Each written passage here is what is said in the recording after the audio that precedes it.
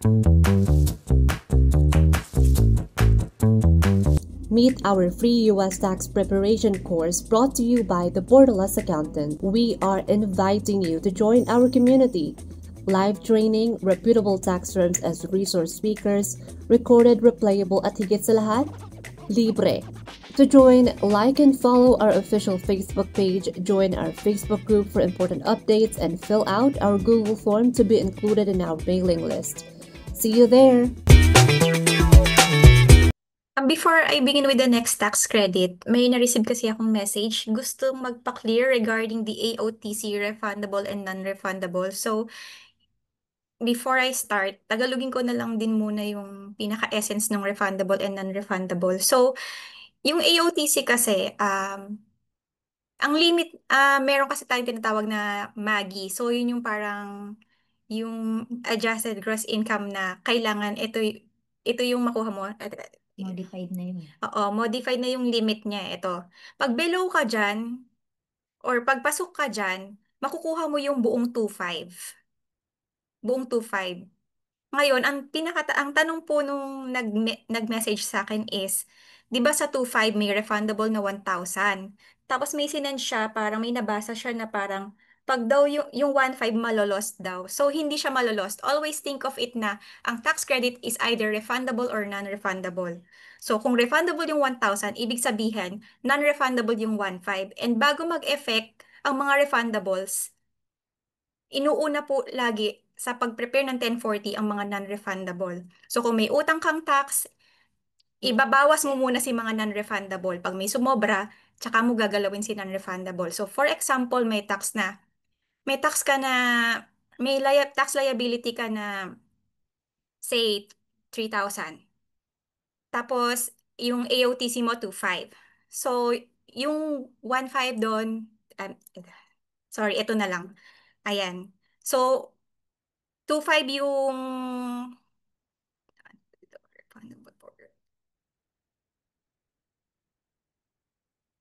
yung 2.5 dito yung ano niya, yung tax liability niya, I think. So, ma-offset muna yung 2.5 na non-refundable. Magsisiro yung utang niya na tax. So, saan mapupunta yung 1.5 na refundable? Mara-refund mo yun in cash or yun nga, in cash yun. Ibabalik sa'yo. Ibabalik sa'yo. Clear na po ba dito bago tayo mag-proceed sa next topic? So, hindi po siya malolost. Lagi po siyang mauuna ang non-refundable. Mauuna siyang gamitin, ipang-offset sa tax liability. Siyempre, ayaw mo na maglagay ng pera. Got it. Thank you. Okay, thank you po. Thank you din po sa mga nagme-message ng questions para rin po malinaw, di ba po? Ano sabi mo? Okay, let's proceed na po sa next topic natin. Ano ba to? 37. 37. Okay.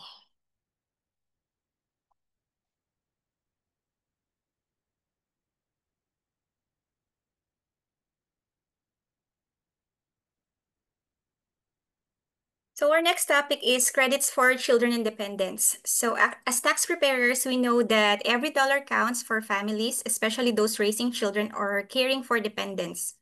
That's why understanding credits available for children and dependents is not just helpful, it is essential.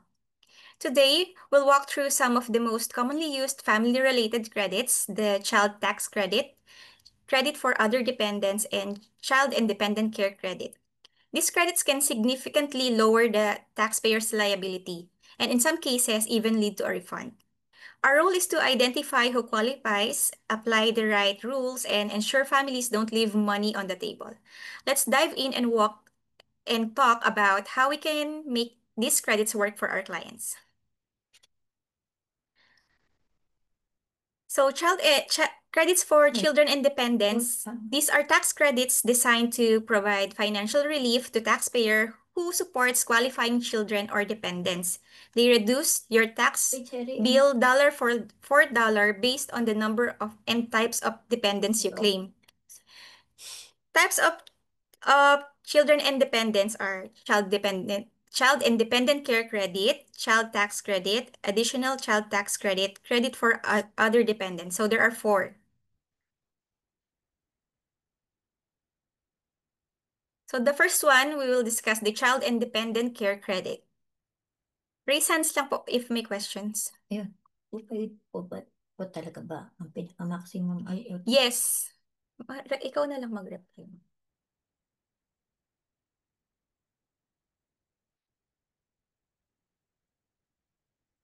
Yung question ni Kelly, 2.5 lang po ba ang pinaka-max AOTC regardless kung magkano ang total expenses ng education? Yes, 2.5 kasi it depends on your income. So, 2.5 yung pinaka-todo na makukuha mong credit. Pag mas mataas yung income mo, bababa siya.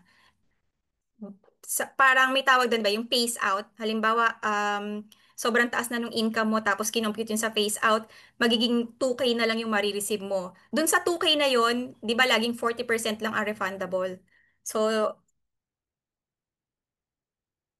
maging refundable part mo lang sa 2K is 800. Yun. Pero kung hindi ka naman marireach nung mataas na magi limit, 2.5, it's the maximum. 1,000 is the maximum. 1,000 is the 40% of 2.5. Clear po? Yes po, ma'am. Thank you po. Thank you. Okay. Balik tayo dito. So, we know how much sorry. 38. Okay. We know how much families spend on care to be able to work. The Child Independent Care Credit is one way the IRS offers relief for working parents and caregivers who pays for care services so they can earn income. Child Independent Care Credit helps working taxpayers offset the cost of daycare or care for children under 13 or disabled dependents. The child disabled dependent means the Child Independent Care Credit is available for offsetting child independent care expenses and is reported in Form 2441. The Child Independent Care Credit is non-refundable and can cover up to 35% of your qualifying care expenses.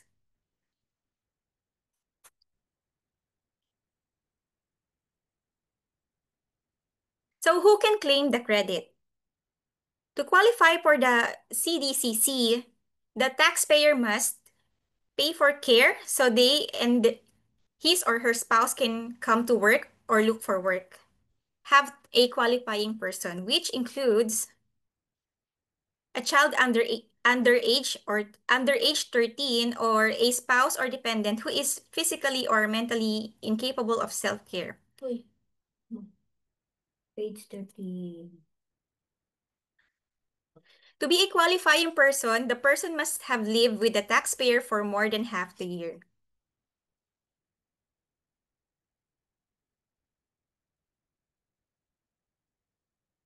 So we have a special rule for children. What if their parents are divorced or separated? So let's say 2 parents are divorced. So normally, only one parent who can claim the child as a dependent can claim tax benefits and credits. But there's a special exception when it comes to child independent care credit.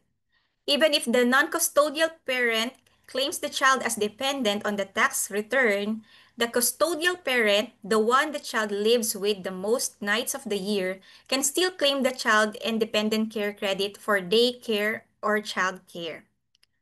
So it means, halimbawa hindi mo siya dependent sa 1040 mo, pero sa'yo siya nakatira, pwede kang mag-file ng claim for child dependent care credit. Basta most of the days, ikaw yung custodial niya. So to qualify, the child must be under 13 again and unable to care for themselves, or the parent claiming the credit must be the custodial parent. So quick tip, if the child lives equal nights with both parents, the parent with the higher AGI is treated as the custodial parent.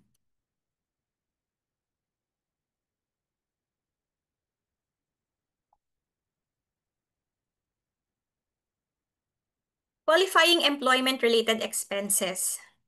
In-home services like babysitting, these are the expenses that qualify for dependent care credit. So in-home services like babysitting or housekeeping, daycare or nursery care outside the home, but but the facility must be licensed or qualified. Care for a spouse or dependent with disabilities, but only if they spend 8 hours or more than 8 hours a day in your home. Who doesn't count? School tuition for kids in kindergarten or higher. Education costs don't qualify, so may AOTC naman po. Paying your teenage child under 19 or dependent relative to babysit, you can't claim the expenses. To someone you already claim as dependent. So if dependent po yung nag-aalaga, you can't claim this dependent care credit. Transportation cost, driving your child to and from daycare doesn't count. So it's that care, the dependent, yung mismong bayad sa pag-aalaga, yun lang. So the transport, it does not include. Sample, a single mom who works full-time and has 4-year-old son, Liam. She pays $5,000 for Liam to attend the Dyson's daycare center while she works. She also pays her 17-year-old niece, Jade, $1,000 to babysit on weekends. She drives Liam to daycare every day and spend about $600 on gas. So here are the list of expenses. Licensed daycare. Amount is 5,000. This is a qualified expense, so Yes. it will count as your credit. It's qualified care, so anak can work. Paying the 17-year-old niece 1,000. No, Jade is under 19 and a relative, so hindi. Driving to daycare, $600. No, transportation costs don't qualify.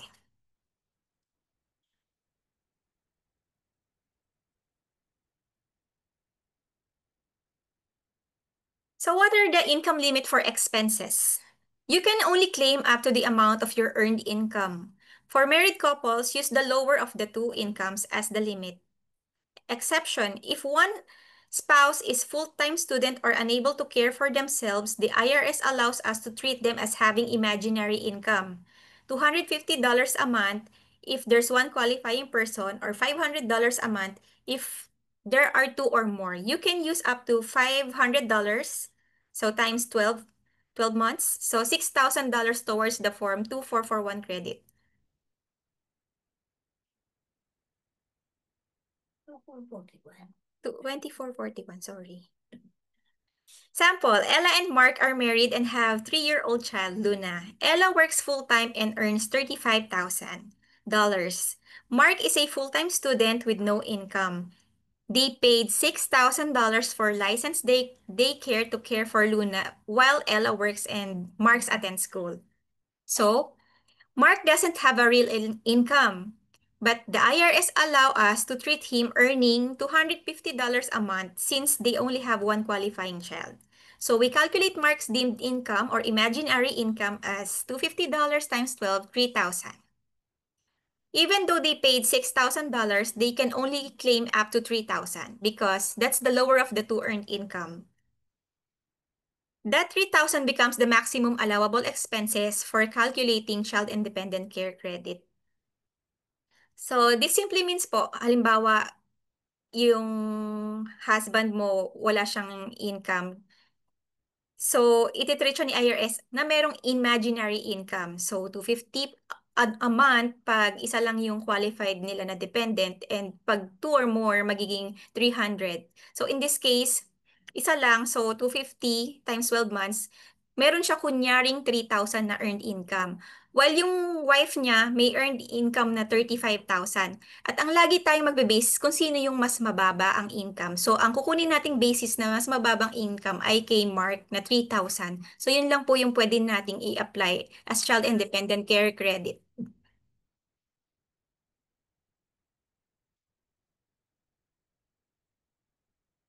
Expense limits. You can claim expenses up to 3,000 for one qualifying individual or 6,000 for two or more, minus any tax-free dependent care benefit from employer. So what are these employer-provided benefits?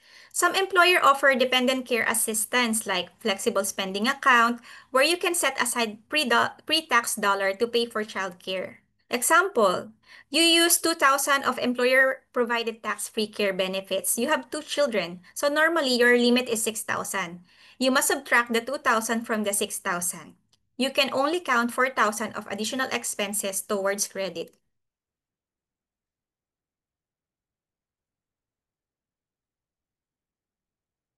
Here.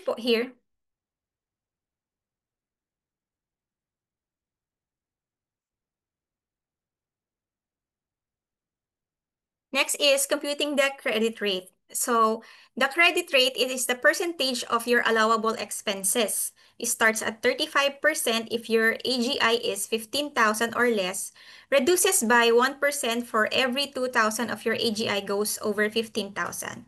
Bottoms out at 20% once AGI hits 43,000 or more. As tax preparers, it is important to know how much your child's care expenses will actually become a credit. So not all is makukuha mo as credit. This credit is income-based. So here's how it works.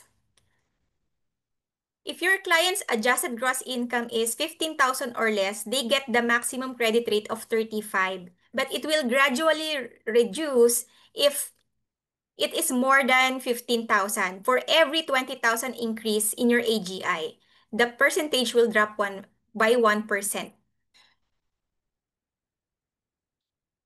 So here's a scenario para po mas maintindihan natin. 40. Example, taxpayer Ana. AGI is 37,000. The qualifying dependent care expenses is $3,000 for one child. No dependent care benefits from employer. So step 1, compare the AGI kasi married filing jointly. AGI, I think wala namang binigay na AGI na kasama. So, na iba kay Ana lang. So, AGI is 37. Ang base threshold natin is hanggang 15,000 lang. So, what is the excess over 15,000? 37 less 15, 22,000. So, sumobra siya ng 22. So, itong 22,000 na to, ilang percent kaya to? Determine how many 1% will be reduced sa pag-apply ng excess. So, itong 22, siya yung excess, di ba? Sobra siya. So, ilang percent to ng excess? So, 22 divided by 2,000 kasi every 2,000 is 1%. 22 divided by 2,000 is 11%. So, sa 35% na allowable credit rate niya, magiging 24% na lang. 35 less 11. So, that's Anna's credit rate. Let me know po if clear.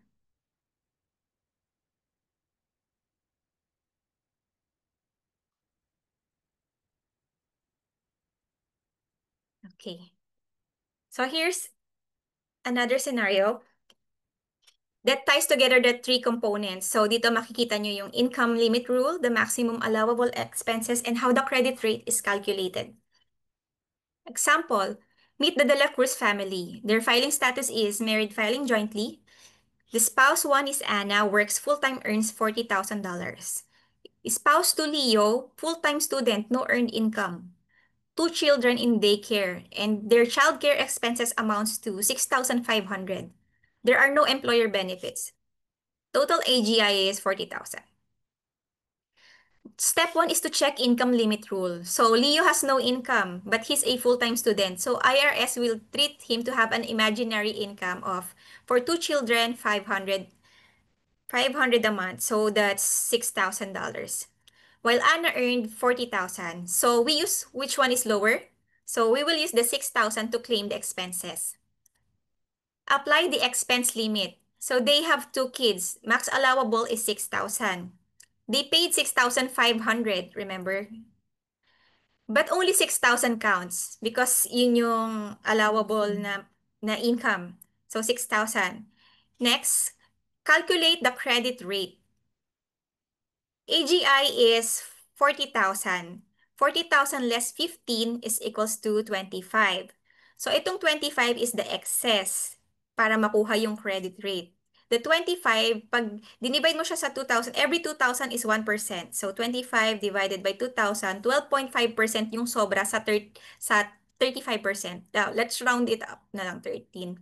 So 35 less 13%, 22% of credit rate lang yung pwede niyang makuha sa allowable expense niya na 6,000. So step 4, final calculation. So 6,000 yung qualified expenses allowed, then yung credit rate niya lang is only 22%. So the total child care dependent credit lang na makukuha niya is 1,320. Again guys, wag masyadong dibdibin kasi sa software sila na yung magko-compute nito. Pero syempre kung curious po tayo or para mas maintindihan natin how it works, here po yung example. Anna and Leo can claim up to 6,000 in child-dependent care expenses based on the income limit. However, the final child-independent care credit is only 1,320. So they can claim just 1,320 on their return. Yes po, JR. Good if J. Kahit ba maraming kids, 6,000 lang yung allowable? Yes, that's the maximum. Okay. Thank you. Thank you.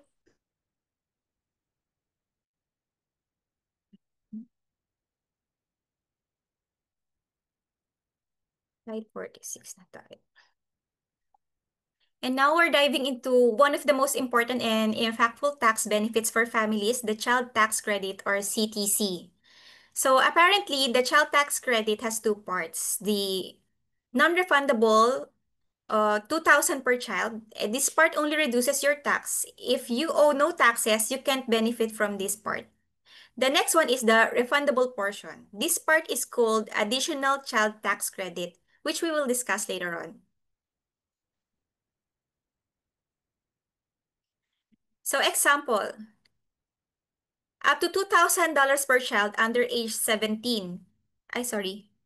Akala ko example. Key points. 2,000 per child under age 17. Income limit starts to phase out at 200,000 or 400,000 for married filing jointly. So the child must be under age 17, should be a U.S. citizen, national, or resident alien, have lived with the taxpayer for more than half the year, have a valid social security number. So the non-reportable portion, up to 1,600 for, need to update it, 17. 17 for 2024 may be refunded as the additional child tax credit, meaning you can get money back even if you owe any taxes.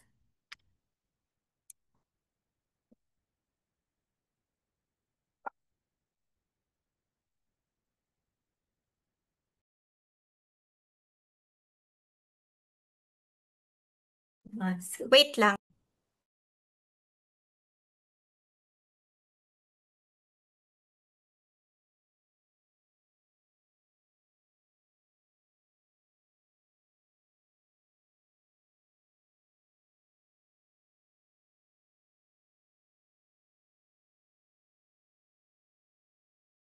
Ano ba? Sorry. Uy, ito ba na-check?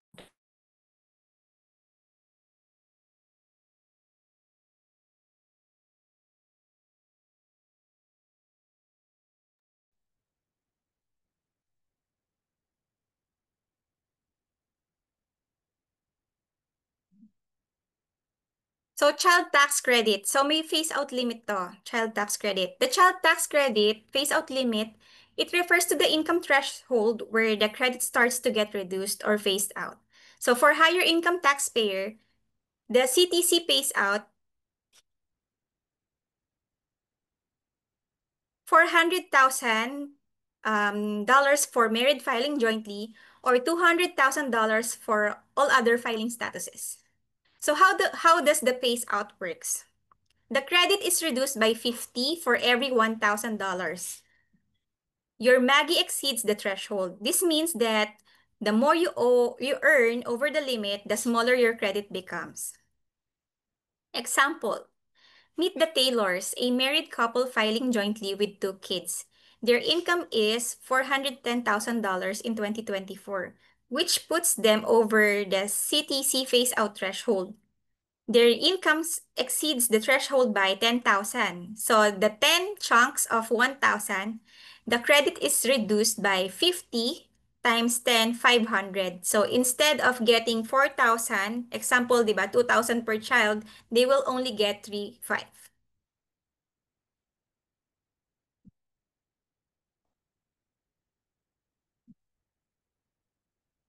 Wala namang questions. Yeah. 48. So next, we've already learned how the child tax credit helps reduce a family's tax bill. But what happens if a family doesn't owe much or doesn't have any tax owed at all? Do they miss out any child credits? That's where the additional child tax credit or ACTC comes in. If the refundable portion of child tax credit, meaning it can actually put money back to your client's pocket even if they owe nothing in taxes. We'll break down how ACTC works, who qualifies, and how much can be refunded. Let's dive into how this credit supports lower income families and ensure they still benefit from the tax system. So the additional child tax credit is a refundable portion of your child tax credit. So parang si AOTC, di ba, may refundable and refundable portion.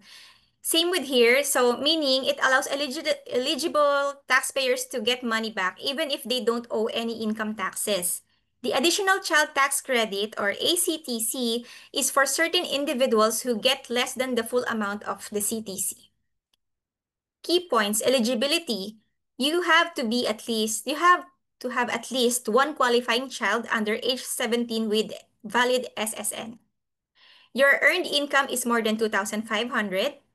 You don't get to use the full 2,000 credit because your tax liability is too low.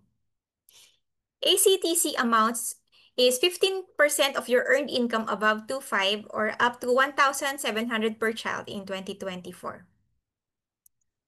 So here's a sample scenario. Maria is a single mom with one child who is 8 years of age. Her earned income was $15,000 in 2024. Her federal income tax liability is zero after all the standard deductions and other credits. So step 1, check if she qualifies for the CTC. Her child is under 17? Check. The child has a valid SSN? Check. Maria meets income requirements? Check. She qualifies up to $2,000 child tax credit. Step 2, apply the non-refundable child tax credit to her tax liability. However, her tax liability is already zero. So, she cannot use the 2,000 credit to reduce taxes. The non-refundable portion of the CTC is unused. Step 3, calculate the refundable portion. Maria can now claim the refundable portion since hindi naman kasi wala ano nang pakinabang, 'di ba? Kung ba't ka pa binigyan ng credit, hindi mo naman pakinabangan 'to. Kaya binigyan siya ng refundable portion. So, dahil hindi niya magagamit, zero na yung tax liability niya, hindi niya magagamit yung tax credits, refundan ka namin. So, how to compute the refundable portion? Maria can now claim the refundable portion up to $1,700. The IRS allows this if she has earned income above 2,500. Check.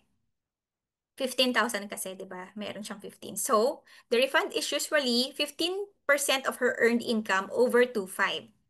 So, the parang starting point is 2,500. So, if you have, bakit 18 to? 15 to di ba? I think this is 18. Sorry. Hindi. 15 talaga to dapat. Sorry, this is 18,000, I think. Tama ba? 18,000 minus 2,500 is 15,500. Double check. Na-typo error yata po. Sorry. Yes, correct. So, 18,000 yung earned income niya. So, less 2,500 kasi ito yung parang basis mo eh. Dapat lampas ka sa 2,500. So, 18,000 less 2,500. So, 15,500 yung income na over niya. So, 15,500 times 15%, that is 2,325. But the max ATC refund is 1,700. So, 1,700 lang yung makukuha niya. Kasi yun na yung pinaka-max. Clear po here. Sorry kung nalito kayo. It's 18,000 po yung income niya, not 15.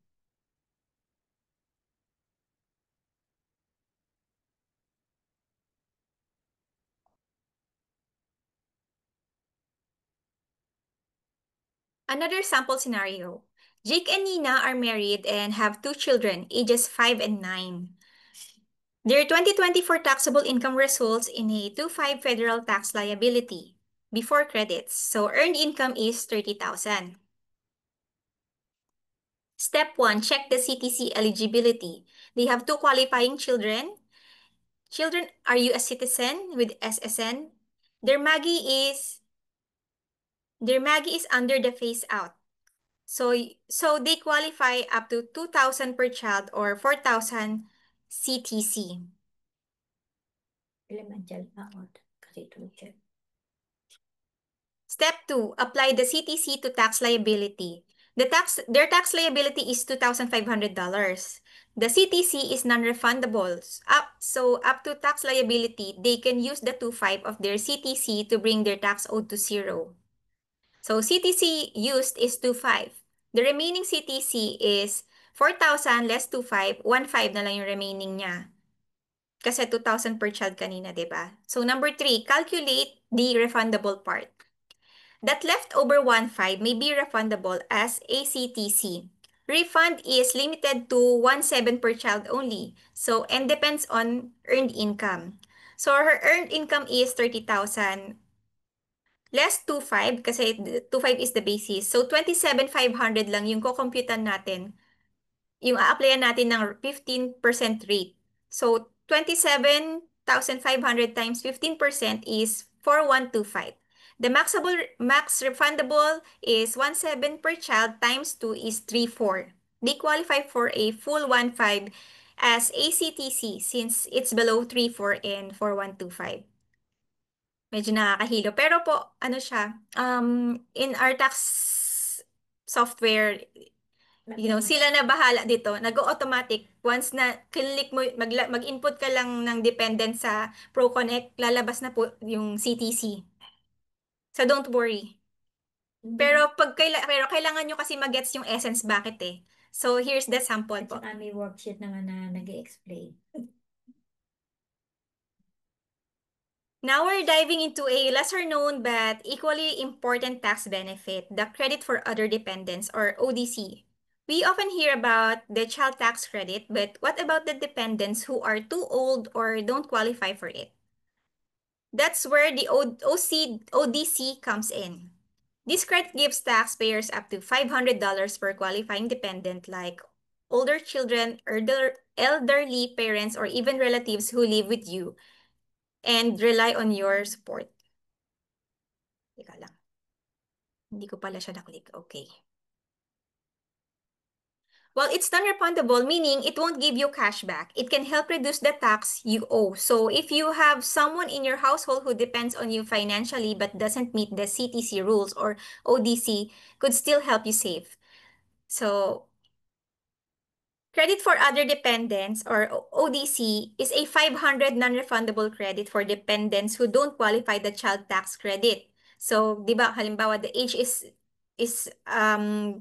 nag-17 na siya, so automatic hindi na siya papatak as hindi na siya makakakuha ng child tax credit.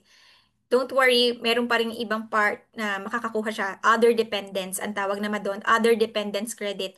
So let's break down who qualify naman for this.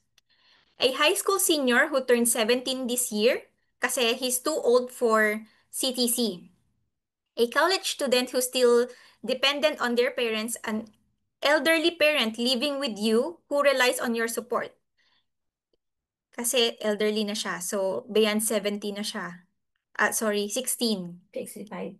Ay, sino? Hindi kasi hanggang 16 lang yung child tax credit eh. So beyond 16, everything na beyond 16 at dependent, nagde-depend sila sa'yo, qualified sila sa ODC na 500. Even niece, nephew, or relative, as long as they live with you and they meet the support test. So the key thing is they must be a dependent, either a qualifying child without SSN or a qualifying relative. They need to have either SSN or ITIN. Sorry, baka nalito kayo. Qualifying child without SSN or qualifying relative na kailangan may SSN or ITIN. And they must be a U.S. citizen, resident, alien, or U.S. national. It's important to remember that this credit is non-refundable, meaning it can reduce the tax you owe, but it won't give you a refund beyond that.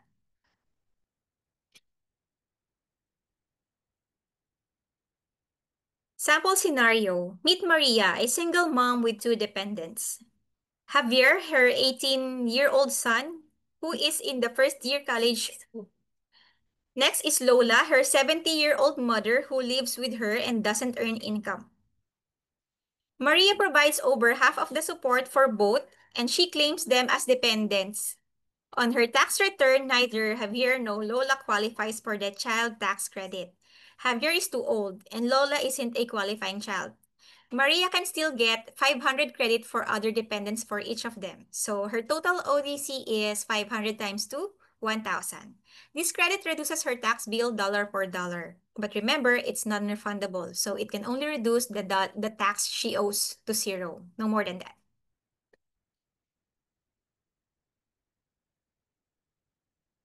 Any question first before we proceed po sa poll question?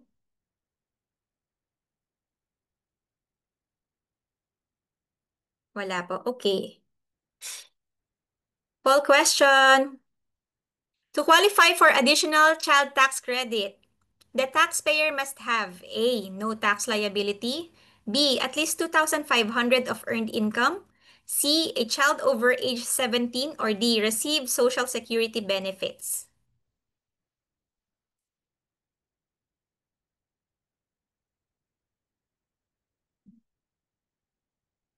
Galing nila. Gagaling niyo daw, sabi ni Mama. Ibig sabihin, naintindihan nila. Oo. Lagay ko na. Answer. Okay. Tama po kayo. Everything answered it right naman po. Yan. Correct answer is B, at least 2/5 of earned income. The additional child tax credit is a refundable portion of the child tax credit. That means if your CTC is more than your tax liability, Galing ng teacher. you may still get some or all of the remaining credit as refund, but only if you meet the certain condition. One of the key condition is you must have earned income of 2/5. Sana. Next. If a qualifying child doesn't have SSN, which credit can you claim instead? A, child tax credit. B, additional child tax credit. C, credit for other dependents. D, no credit at all.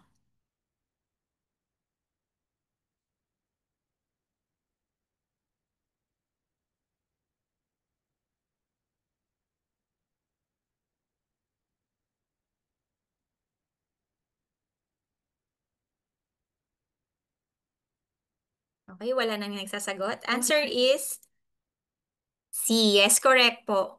Kasi child tax credit, it requires SSN for qualifying child. Pero pag additional child tax credit, it doesn't need to have a SSN for the child. Pero pag relative mo siya or ano, it needs SSN. However, if the child does not have SSN but has other type of taxpayer ID like ITIN, they won't qualify for the 2,000 CTC up to 1,600.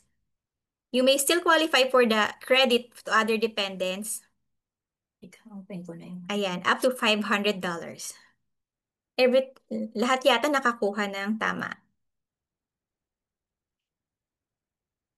Magkaan pa na. Adoption. Yung adoption sa So, all in all, yun lang po yung sa child independent. Then we'll proceed with adoption. Then after adoption, mag-try na tayo mag-ProConnect kasi pag sinama natin iba, ma-overload tayo eh. Last topic na po muna ng credits before we go to ProConnect.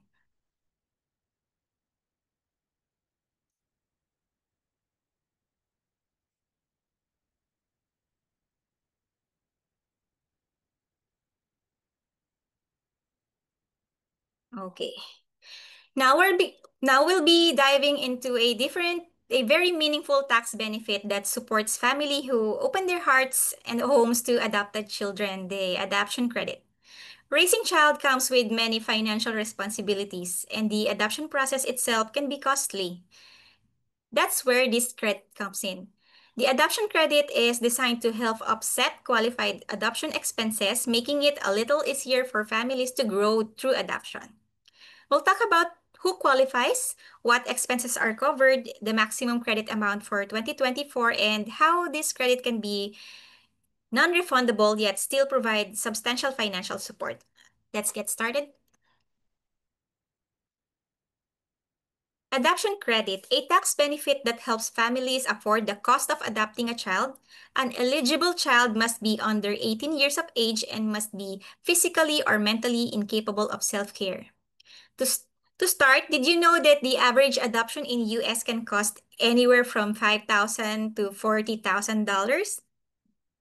So because of this, the IRS allows adoptive parents to claim non-refundable tax credits to help reduce their tax bill based on their qualified adoption expenses like adoption fees, courts and attorney costs, travel expenses, including meals and lodging, and other related costs.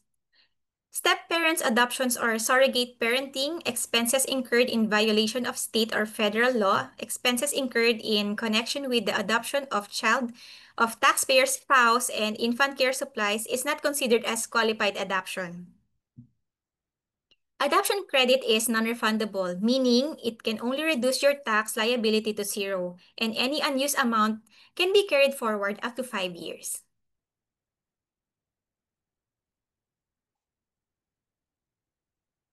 Credit amount. The maximum credit is 16,810 per qualified child, including special needs domestic adoption. So, ang laki ng makukuha mong credit pag nag-ampon ka. That's the maximum, 16,810. So, if you adopt a child with special needs as a determined by the state, like a child in foster care who may not easily be placed, the IRS allows you to claim the full 16,810 regardless of how much you spent. It means pag may special needs yung bata, hindi ka na niya kukumpita ng kung ano-ano. Matik, 16,000 kunin mo na. Ganun. So, according to IRS, a special need child is a U.S. citizen or resident child who the state has determined as hard to place for adoption. What do you mean by hard to place? Meaning the child is hard to adopt due to some circumstances like yung age niya, hindi na siya baby, masyado na siyang matanda. Medyo mahirap na mag-ampon ng ganun pag teenager na. Sibling group, like magkakapatid, kailangan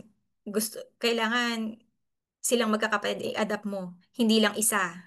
Ethnicity, so may iba siyang ethnicity or medical condition. So ito yung pinaka parang madalas, medical condition.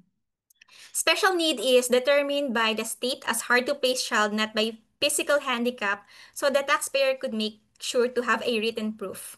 So hindi porket handicap special need na. Pwede mo i-declare yung special need kahit may halimbawa may trauma siya, may ganon, may mental disability, na hindi mo naman makikita sa isang tingin lang. So kailangan may proof ka na meron siyang special need siya ay isang special need child.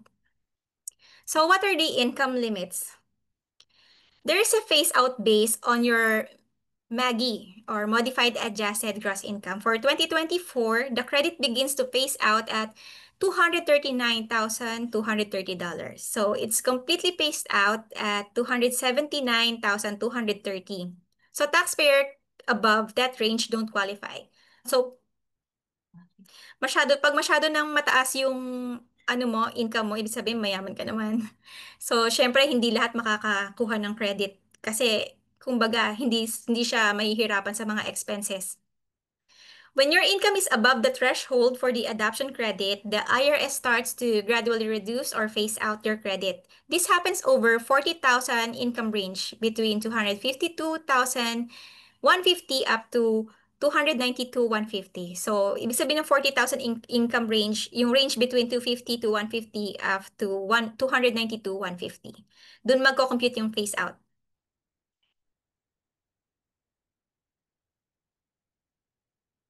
Here comes the key concept in adoption credit. First, and most important point, the adoption credit is not claimed yearly. So it is based on the child's adoption. That means if you adopt one child, you can only claim up to 16,800 total, even if those expenses were paid over multiple years. If you adopt two children, your limit becomes 33,620. So per adoption. If expenses were spread out over more than 1 year, you'll just claim part of the credit each year, but the total per child must not exceed 16,810. Additional notes to clarify. let me break down a few important clarifications that often confuse people. So, the teen required, you must provide the child's tax identification number to claim the credit. Domestic versus foreign adoption. So for domestic adoption, you can claim the credit even if the adoption isn't finalized or even if it falls through, as long as you paid qualified expenses. For foreign adoption, you can only claim once the adoption is finally finalized. Non-married parents, if both adopt, they may split the credit in any way they choose. So documentation is the key. Always keep receipts and legal papers for every expenses. That's what IRS will check if they ever ask. To sum up, this credit isn't just financial support. It is also a recognition of life-changing decision to adopt. Just remember, it's per child, not per year. And make sure you understand the rules depending on whether the adoption is domestic or foreign. Remember, if domestic, kahit hindi pa finalize yung adoption, pwede mo na i-claim yung credit. Pero pag foreign, dapat finalize na. Any question? Question first before we proceed sa... May poll question ba ako dito? Wala. Yeah, ask. Okay. Yes, JR. If the adoption is outside in the US, is it Hmm. considered for adoption credit? Or, Yes. or, Pag foreign child, yes, you can. Pero dapat finalize na. So may final ruling na yung court na adopted na talaga siya bago ka makakuha ng child tax credit. Unlike pag US citizen na kahit hindi pa siya kahit nasa application phase ka pa lang, pwede mo na siyang i-claim on that year basta na-expense mo na siya. Nakagastos ka na. Okay, thank you. Okay. Any questions po? Okay. So mag-sample scenario po tayo. alam ko na. Meet Kevin and Maria. Filing status, married filing jointly. So their MAGI for 2025 is $270,000. Qualified adoption is 16,810. Step 1, determine the excess MAGI. The phase-out starts at 252,150 and ends at 292,150. Excess over threshold, 270,000 less 252,150 is 17,850. Next, calculate the phase-out percentage. 17,000. So the phase-out is, the range is 40,000, di ba? In between 252 and 292,150. So 17,850 divided by 40,000 is 44.63%. So ito yung mababawas sa credit rate nila. 16,000 sa adoption credit nila. 16,810 times 44.63 is 7,502 total reduction. So, hindi nila makiklaim in full yung 16,800. Kasi nga naman, ito lang naman yung expense mo. Bakit sobra-sobra naman yung ibibigay sa'yo, di ba? Malulugi naman. Hindi mali. Yes, di ba? Kaya gumagawa ng mga gantong limit. So step 3, apply the reduction. 16,810 less 7,502 is 9,308. So 9,308 is the allowed adoption credit. Scenario 2, meet Carla and Miguel. So their filing status is married filing jointly.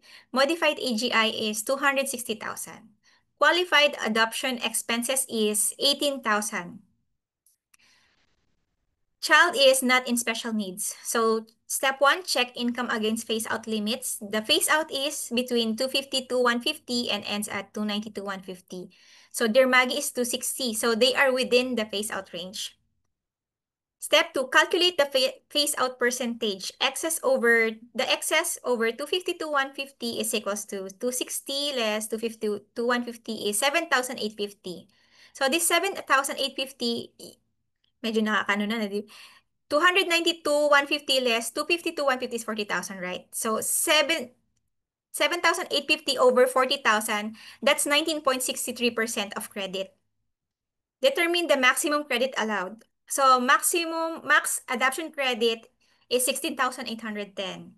So, 19.63 yung phase out niya. So, 16,810 times the 19.63 would get you a 3,299 reduction. So, hindi niya lahat makiklaim dahil 16,810 less 3,299, 13,511 lang yung makiklaim niya based dun sa Maggie niya. So, hindi basta-basta makiklaim in full. Question? Is it possible that adoption process started tax credit was claimed, but then the adoption was not pushed through? What adjustment will be done? Bali, Melissy, yung adoption kasi is kahit hindi na finalize, pwede mo siyang i-claim kasi once na nag-apply ka ng adoption, gumagastos ka eh, naglalabas ka ng pera. Tama po ba yung pagkakaintindi ko sa question? May gastos ka na eh. Okay. Any questions pa po? May minimum Maggie po ba to qualify to adopt a child to qualify for adoption credit? Parang, Wala naman pong minimum Maggie. Wala pong minimum Maggie. Meron lang threshold na, syempre pag masyado nang mataas yung income mo, bakit ka pa i-credit? 'Di ba? Bakit ka pa nalibibigyan ng credit? Eh, kaya mo naman bumuhay, 'di ba? Pero minimum wala. Next question po.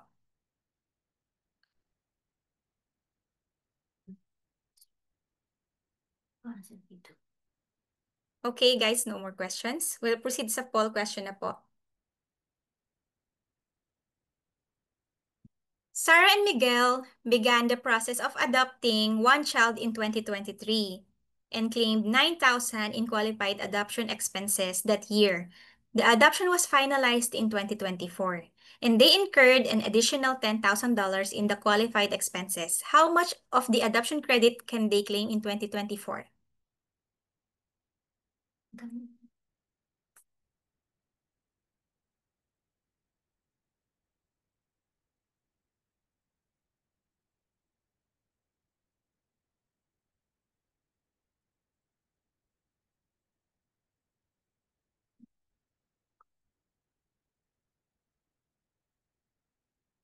Remember, may na-claim na siyang 9,000 noong 2023.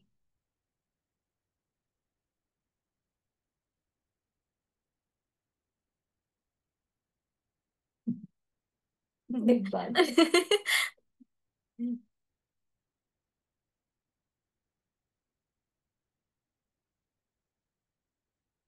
Okay.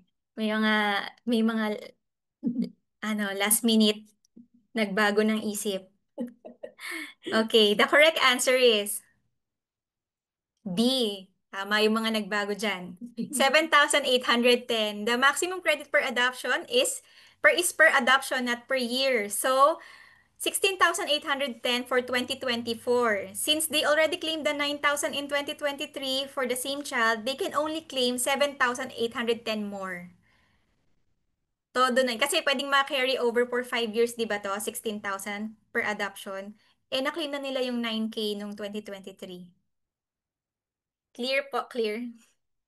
Na successful. If you paid qualified.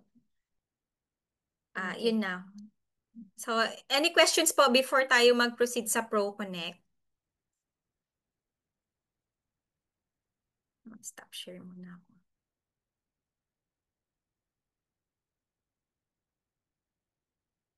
Ayan. Mukhang excited na tayo mag-Pro Connect, no, guys?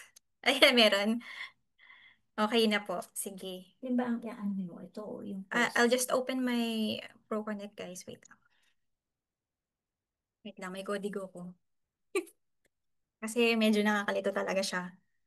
Kung first timer niyo po. Ano ba ang titingnan mo? Ito o ito. So for this, so impromptu ko siya gagawin. Wish me luck, guys.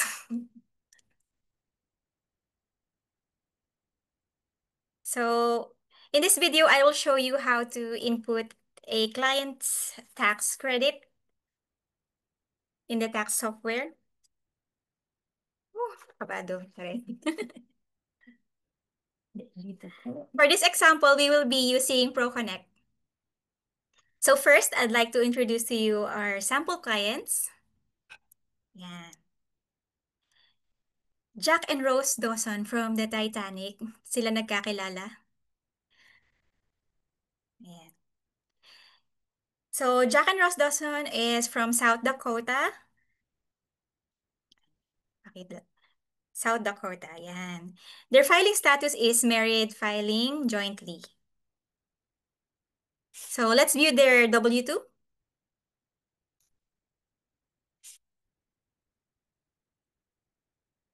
So kailangan natin ma-view yung W-2 nila kasi syempre sa pag-compute, 'di ba, yung mga limit. Ay, sorry. W-2 pala, input rate. Income. Yan. So Jack works at Sunset Corporation as an office manager. His yearly wage income is $70,000 with $8,400 federal income tax. He works as remember, he works as a office assistant. While Rose, she's a teacher. So her salary is $50,000 every year with $6,000 federal tax income. So now let's meet their dependents.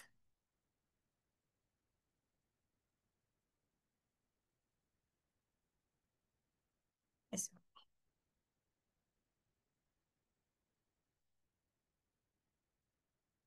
So they have 4 dependents, namely Joseph, Samantha, Ben, Arnold. Joseph is 18 years old. Samantha is 5 years old. And Ben is 2 years old. He is an adopted child. So Arnold, he's Jack's father. So he's 80 years old. Now let's check the client's 1040.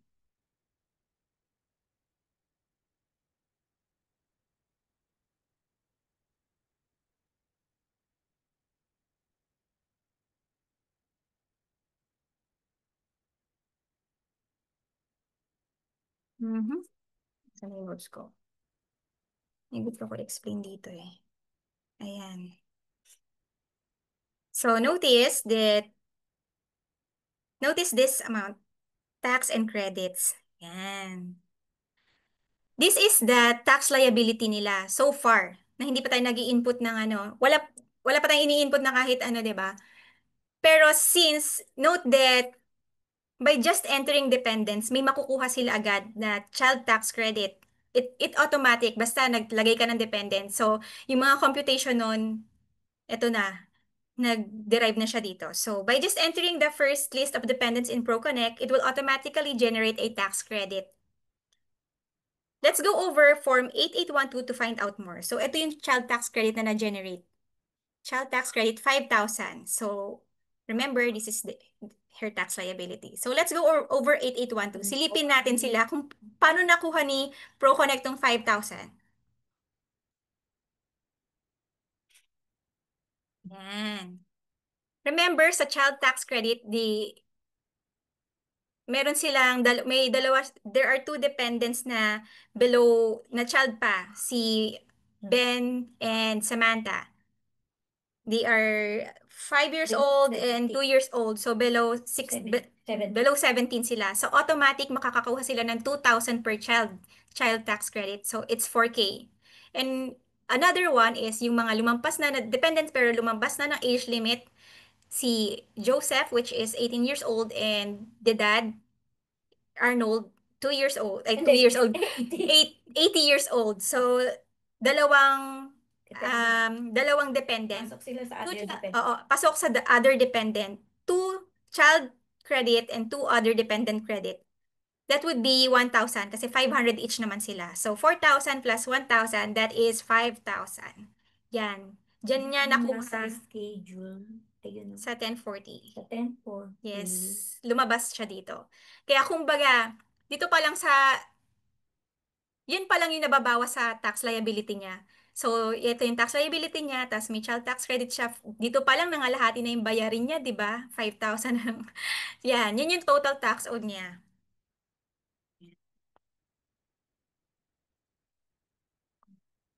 Next. No, dito muna tayo. So, unahin natin yung final tax credit. So, let us assume that they have a dividend, foreign dividend abroad. Foreign tax. Yes, they have foreign tax abroad. So, paano natin siya ilalag? Nagtataglish na ako kasi para mas maintindihan at para mas explain ko rin sana ng tama. So, first is navigate the input return tab. 1116. Select credits. And choose the form 1116. foreign tax credit 1116. 1116. Okay na ma. Okay na, ako na dito. Na, ayan. So, under the name of foreign country. Teka lang. Paano to ma-exit na ano ko eh? Ayan. Yan. Wait lang. Para ma-full screen ko lang. Okay.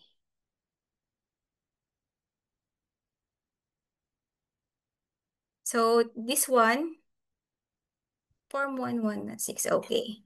Name of foreign country. So, let's assume that the foreign dividends came from Canada. So, yeah, you choose Canada. Wait. Hanapin na lang natin. Okay. Category of, you also have to input anong klaseng income yung natanggap mo, the category of income. So, since it's dividend, it's a passive income. Kaninong foreign income? Let's assume it's from the taxpayer. So scroll down to the section titled Gross Income Within the Country. So yeah. Yeah. Yan. This category, gross income within the country. Then you will put 2,000 in the foreign dividend income. Foreign source income. Other foreign source. Wait. Eto siya. Okay na ma. Lalo ko na ito. Okay na. I'm fine. I can do this. Ayan. 2,000. Kasi ito.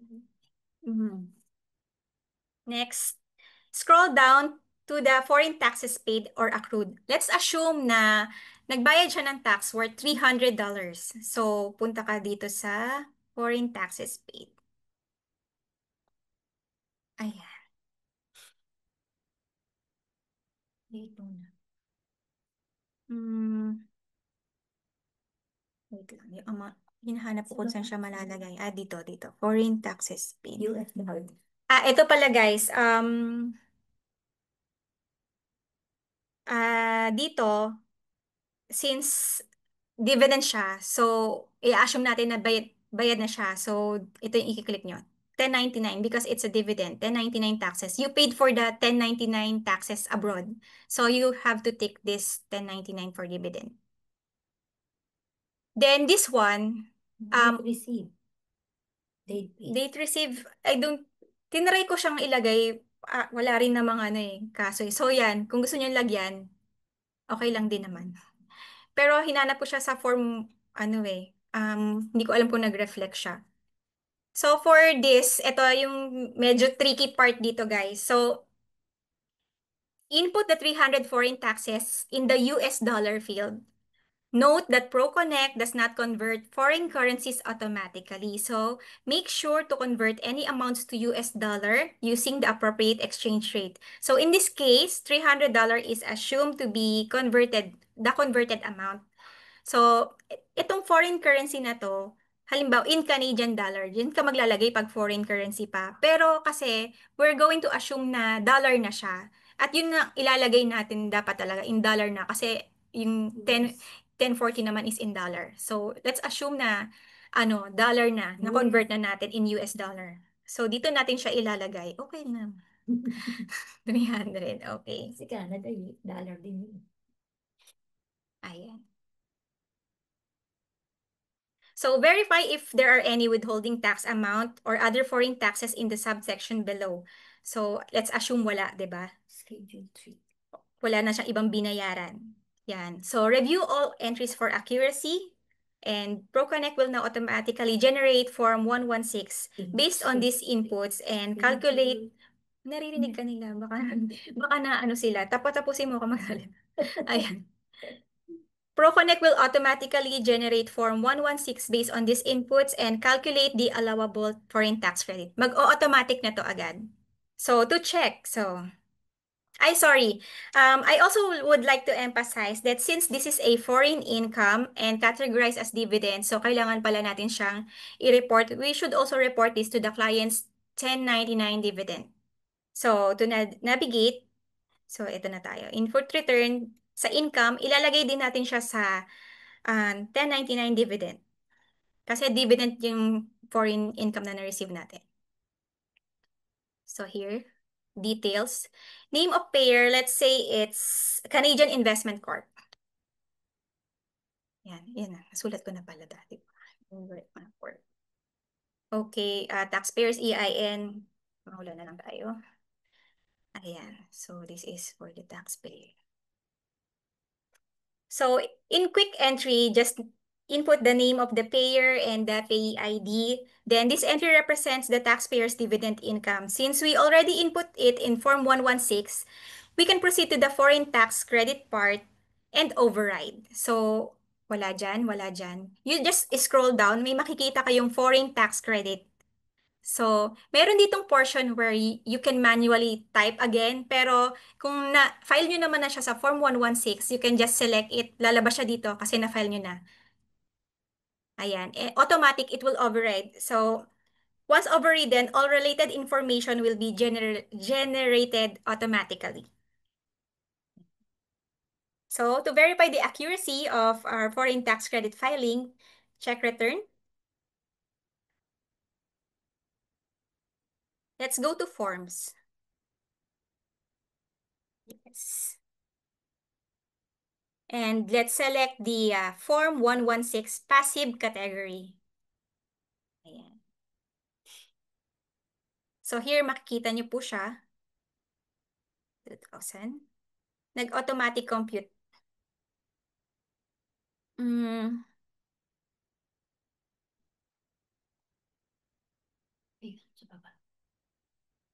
Yan, nag-auto-compute na siya. So yan, the foreign tax credit is 174 after all the computation.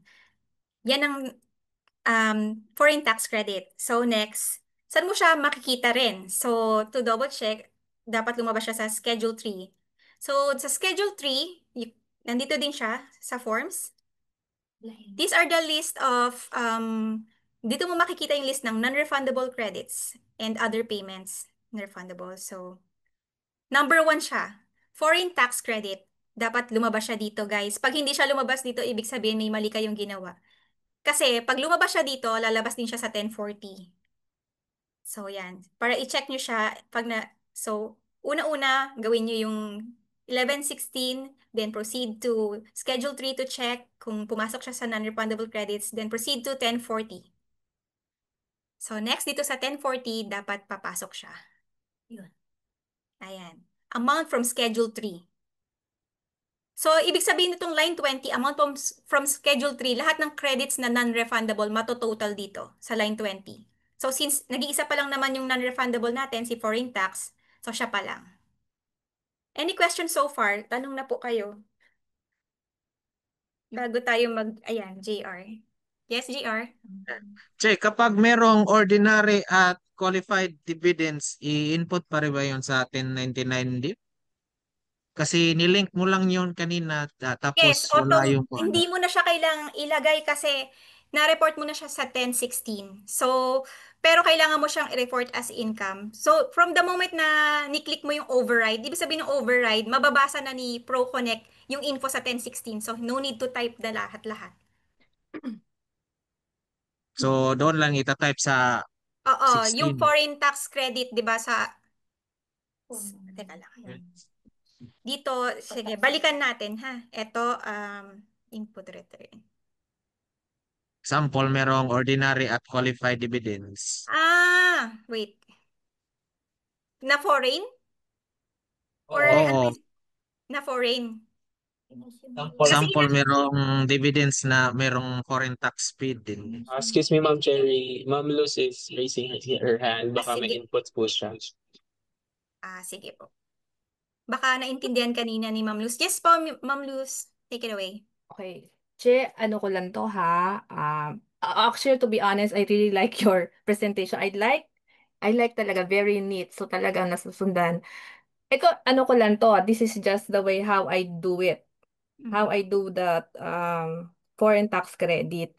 And I mentioned before, I'm using Pro Series before. Ito, sa ProConnect, medyo hindi ako ganun kahasa. Pero when I do that, kasi normally, ang thought process ganito, where do you get the foreign tax credit?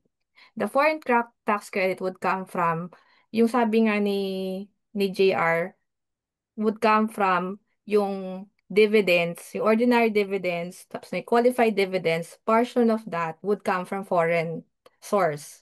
So when I input that information, that would come from halimbawa Fidelity. Ang una ko muna ini-input yung mga ordinary dividend, yung qualified. Tapos later ko i-identify kung ano doon, portion doon, ano yung pang foreign tax credit. Ganun yung sa akin ha. I don't know, baka meron din dito sa group na naka-encounter na nag-input din sa schedule D, tapos may foreign tax credit. So, huli kong fini-fill upan yung 1116. That's my process. Hindi ko alam kung yung iba would do it different way kasi based from my experience, if I recall, nagkaroon tayo ng exercise, hindi ko masyadong ano yon, 'di ba parang in-identify pa saan siya hahanapin. There are instances kasi when you see yung broker statement na hindi doon naka-summarize magkano yung foreign tax credit sa dulong-dulo. Minsan naka-embed pa talaga siya doon sa schedule, ina-add ko pa siya isa-isa. Yun yung na-encounter ko. So, yun lang yung gusto kong bigay na input. So, when I do that, ang una kong ini-input yung ordinary, yung qualified before I go to foreign tax credit. Kasi paano ko ba siya explain? Kasi may matching na ginagawa yun eh. Hindi ka magkakaroon ng foreign tax credit kung wala kang income. Ganun yung thought process nun. Dapat may income ka that would come from the foreign tax credit. Tapos na-mention mo kanina yung date. How important is the date? The date is very important kasi if you will look into the tax form, part siya ng tinatanong dun sa 1116. And what we normally put there is yung year end, like 12/31, kunwari 2024. So, ganun lang, yun yung inputs ko. But, I would like to open the floor. I'm not claiming na sa expert ha. Hindi ako expert. Ito lang yung proseso ko. I would like to know kung sino rin yung nag-prepare before nung nag-tax prepare. Paano rin yung proseso nyo? Yun sa akin. So, I'm just sharing kung ano yung sa akin. I may be wrong.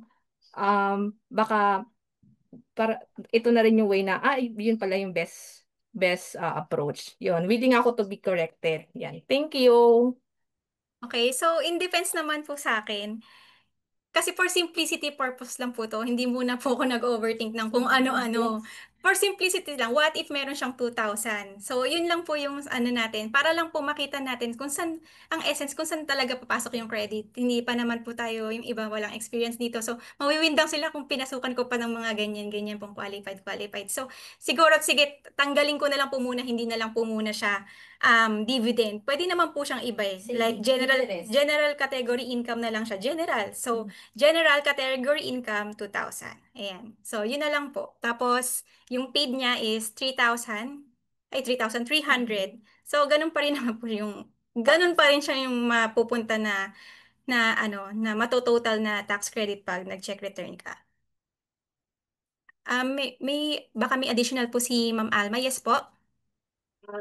I just want to, I second the motion to what Miss Minda said. Kasi parang yun yung process din na tinuro sa atin ni Chris na mag-start tayo sa 1099, tapos dun nga sa isang form, makikita natin sa dulo yung foreign credit. So, para hindi tayo malito. Kasi Yes po. di ba parang pag na-input mo siya na override na, so hindi mo siya kailangang ulit-ulitin or ano. Parang it serves as also a guide and easy process for us. Parang yun yung process na tinuro talaga sa atin ni Chris para sa ating mga baguhan na walang mga alam para hindi tayo lalo malito. Yun lang. Sige po. So, bali, i-disregard na lang po muna natin yung dividend. Kunyari, wala tayo nun. So, may na-receive lang talaga tayong other na general income from a foreign country. So, yun na lang po muna yung scenario natin. Kasi tapos na tayo sa income So, I will not be discussing that. Credits po yung i-discuss po natin. So assuming na yung mga income na-fill up na po. No?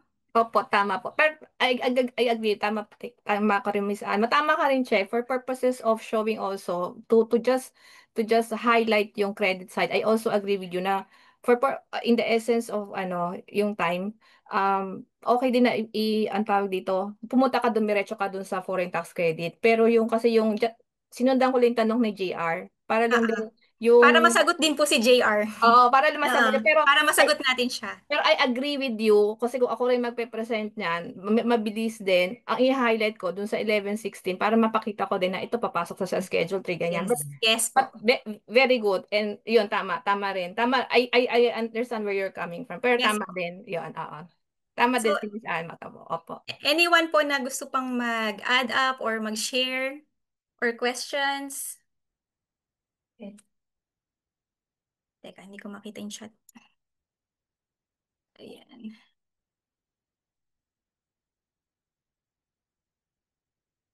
Yung tax treaties apply to the individual tax. Okay na po. So, wala na po any additional insight. So, balik tayo sa 1040. Let's go back. So, here, ayan. So, lalabas po siya automatic. 174 for let's assume the foreign tax credit. So, next, ang next natin kukunin is the AOTC. So, of course, we have the dependency, Joseph. So, ayan. Joseph is the son of Jeff and Claire, who is, sabihin natin, first year in college and enrolled in Newtown University. So, punta po tayo sa input return. Pupunta tayo sa education credits 109080 8863.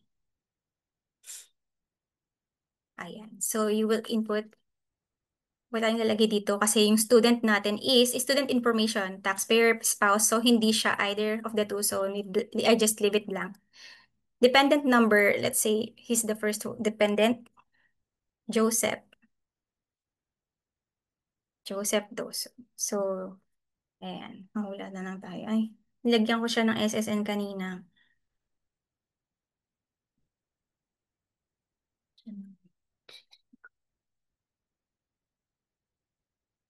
Wait lang ah. Open ko lang yung tax organizer. Hmm.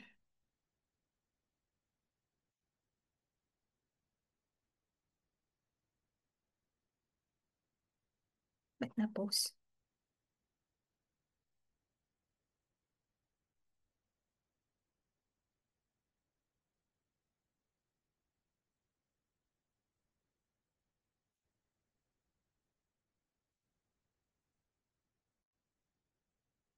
Baka may mga questions sa ino-open ko lang yung tax organizer ko para minsan kasi ayaw pumasok pag hindi parehas yung SSN na nilagay mo dun sa dependents and sa ano eh. Anyway, tumatagal ako. Wait lang. Tuloy pa doon sa Ma'am, pwede mo buksan sa 1040. Nandun po yung mga Oo nga dependent. Sabi ko nga anyway, tumatagal ako kaya doon ko na lang bubuksan. ito. Pero Okay need po. ko siya buksan dahil marami pa akong ilalagay na info eh.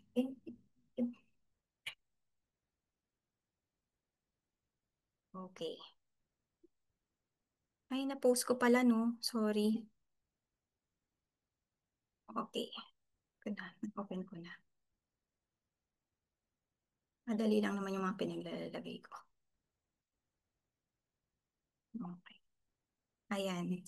Number of prior years AOC is claimed. So, first time niya kasi first year in college. So, wala pa tayong ilalagay dyan.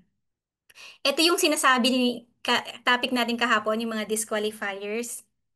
So, once na may na-tick markan ka dito, automatic LLC ka na, di ba? hindi LLC, automatic disqualified ka na. Pero pwede ka mag-claim ng LLC kung pwede. Pero eto, student not enrolled at least half-time or least one academic period that began 2024 or first 3 months of 2025. Student completed first 4 years, so first year pa lang naman siya. Student was convicted before and end of 2024, so hindi siya convicted. Ito, Force LLC. Kung LLC yung ina-applyan mo, pwede mo i-tick mark yan. Force LLC. Educational institution attended, let's say Newtown University. Ayan. Ayan, lumabas na kasi na-fill upan ko na before. So, kailangan received yung ano niya, yung Form 1098-T o yung tuition fee statement. So, click this. Receive. If Form received. Yan. So, meron pa ba tayong ilalagay? Additional institution addended. Wala na yan. Current expenses. Current year expenses. So, let's say 2,000. 2,000 yan. For tuition. And then for books, let's say 970. Oops. Okay. Ayan. So, yun lang po yung lalagyan nyo. Kasi ito is for prior year credit. So, huwag nyo na lang yung pansinin. First year pa lang naman tayo. So, yan. Next. Check return. And then, dito nyo po siya makikita sa forms. Always check schedule 3 pag non-refundable. So, yan. Ay, bakit nito? 8863. Number 3. Education credits, form 8863, line 19. So, may pumasok na education credits. Ito yung galing sa AOTC. So, to check, ayan o, nakasulat, attach form 8880. Pwede mo, 8880, pwede mo siyang tingnan doon. Tama ba? Wait lang naliliitan. 8863. O, di ba naduduling tayo? 8863. Ayan. 8863 education credits form and yan, AOTC lifetime learning credits form. So, ayan.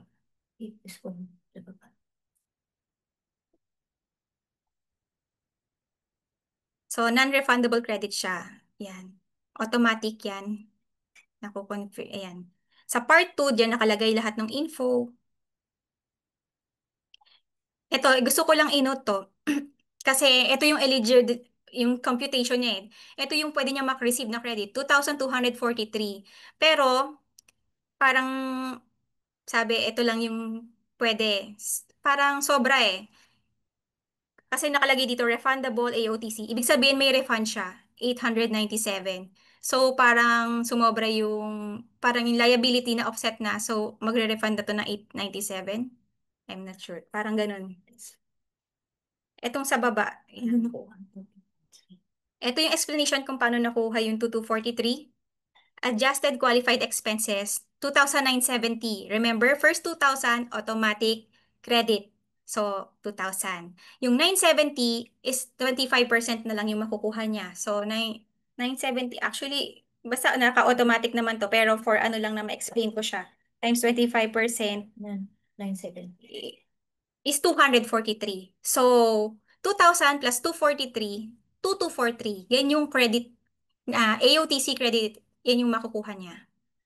Yun yung nasa taas. Then, i-check nyo sa 1040. Schedule 3. Saan siya pumasok? Pumasok siya lagi, schedule 3 dito sa line 20. 1520. Bakit 1520? Kasi dalawa na silang non-refundable credit galing sa schedule 3.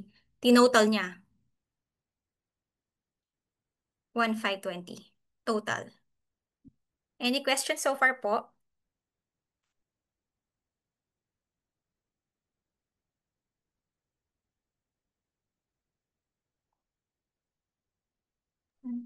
Che, sorry lang Yes Patingin po, nga go. ako nung baka ako lang nalilito. May titingnan lang ako doon sa 8860 nga, pasuyo, may titingnan lang ako sa 8860, 8860. 8863. Yes po. Opo.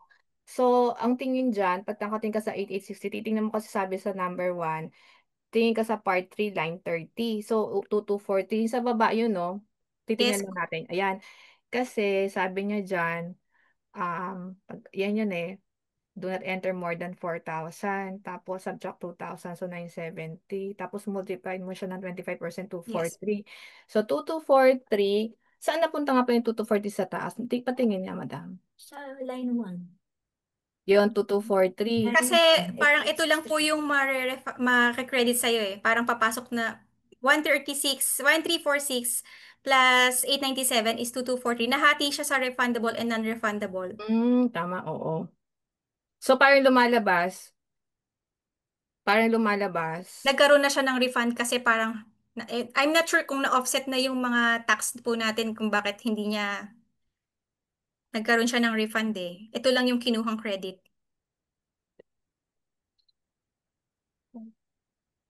Check ko po sa 1040.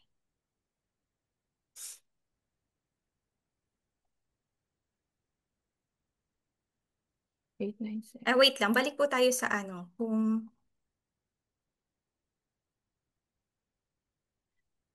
Magkano yung total qualified education expense?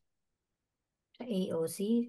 Opo. Magkano yung total na nilagay niyo po doon? Titingnan lang ako. Sa It's- line it's- 1 lang, it's 860.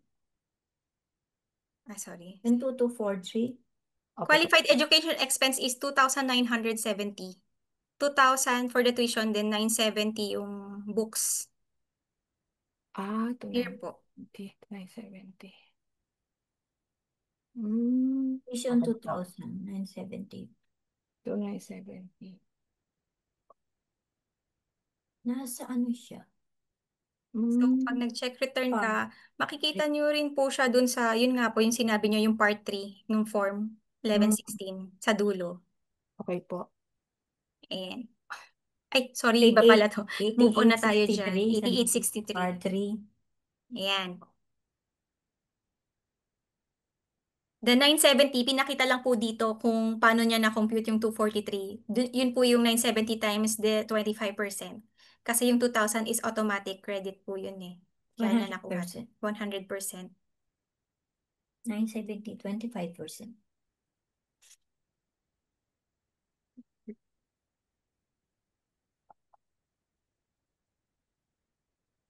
Okay na.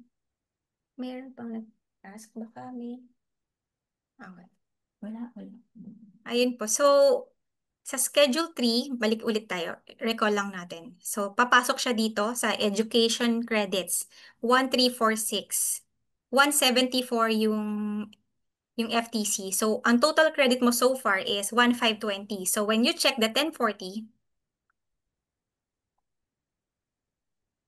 ito yung 1,520 na galing sa Schedule 3 na non-refundable. So, nasaan yung refundable niya? Dito siya mapupunta sa payments. Mga for refunds. I-duplicate Ito mo siya. pala, Cherry. Pwede mo i-duplicate. Duplicate. Para hindi ka na Any questions po?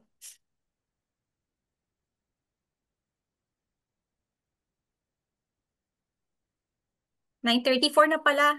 Hindi pa tapos. Pero pwede mo i-duplicate. I-add ko na lang i-last ko na lang yung LLC para matapos tayo dito, no? LLC. So, Kung gusto nila mag-voting. or ano, may gagawin pa po ba yung iba? Pwede ko naman na po tomorrow yung LLC. Reply po kayo kung ano. Bukas na lang. Tom na lang po. Bukas na. So far po, sige po yung mga may gagawin po. Actually, may work din akong 10. May mga gagawin po. Go na po. Pero yung ibang may gustong tanong, sige po, tanungin niyo pa po ako. Pwede pa po ako hanggang 10.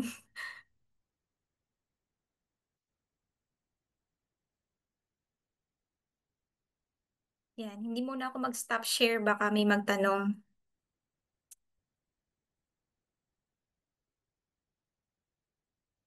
Yan, thank you po sa mga nanood. Sige po, pwede na po kasi nakaka-overload po talaga. Kahit ako po, kahit ako din po, kami din po. Ayan. Hindi ako natun. Hindi ka natunawan. Hindi siya natunawan. Ang hirap i-digest. Di ba? What more pa yung self-study? Grabe. Pagre-research. Ay, yung slides po, sige po, pag natapos ko po, konti na lang siguro siguro matapos ko yung theory tomorrow, mabibigay ko na po yung slides tomorrow. Yan. Kasi hindi ko mabigay kasi yung poll questions, mawawalan tayong thrill. Yan po. Pang lawyer. Ayan. Review pa ng replay. Okay. Sorry, pahabol question. Do tax treaties apply to individual U.S. taxpayers who have dividend income from countries whom U.S. has tax treaties with?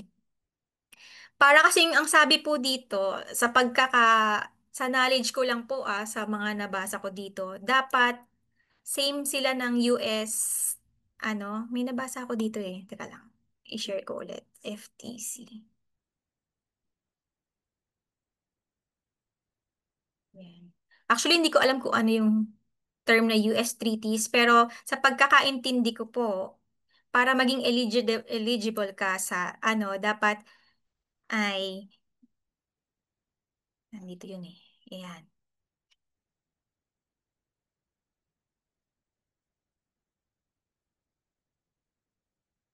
Hindi ko makita ito.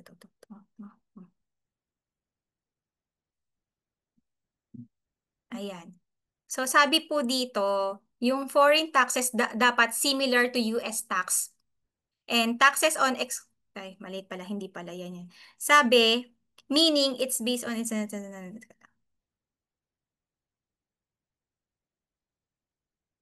do tax treaties apply to individual? Qualified.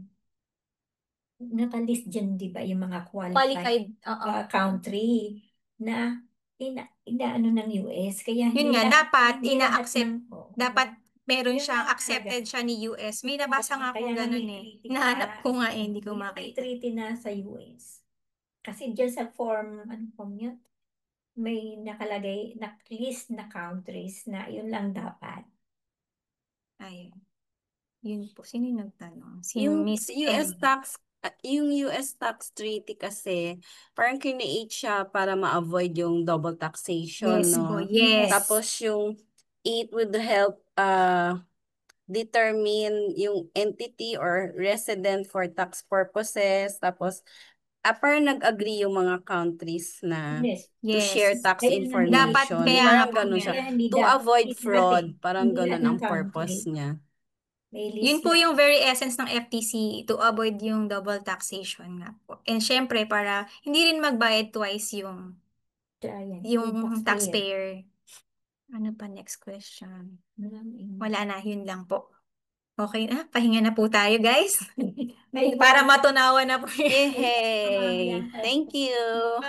Meet our free U.S. tax preparation course brought to you by the Borderless Accountant. We are inviting you to join our community. Live training, reputable tax firms as resource speakers, recorded, replayable at higit sa lahat, libre. To join, like and follow our official Facebook page, join our Facebook group for important updates, and fill out our Google form to be included in our mailing list. See you there!